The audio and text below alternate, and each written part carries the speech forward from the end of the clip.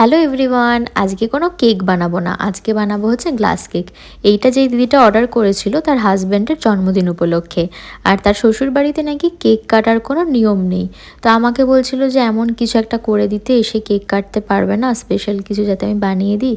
তো আমি বললাম বেন্টো কেকও তো করতে পারবো না, তো ওটাও কাটতেই হবে।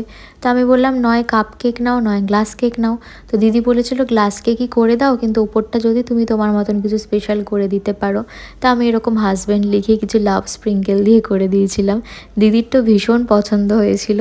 আর সাথে এরকম হ্যাপি বার্থডে একটা চকলেটও নিয়েছিল।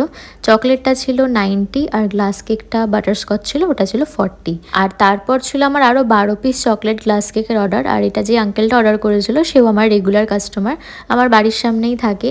কেক তো নেই সব সময়, আর এরকম গ্লাস কেক নিয়ে যায় যখন তারা ফ্যামিলি সবাই মিলে ট্যুরে যায়। এর আগেও একবার 30 পিসের নিয়েছিল, মানে ওই ট্রেনে খেতে খেতে যাওয়া হয় আর কি সবাই মিলে। আর সব সেম ফ্লেভারেই নেয় যাতে কাড়াকাড়ি না লেগে যায়। এইবার নিয়েছিল 12 পিসের, আর চকলেট ফ্লেভার করতে বলেছিল। আর এগুলো আমি নিয়েছিলাম 30 করে।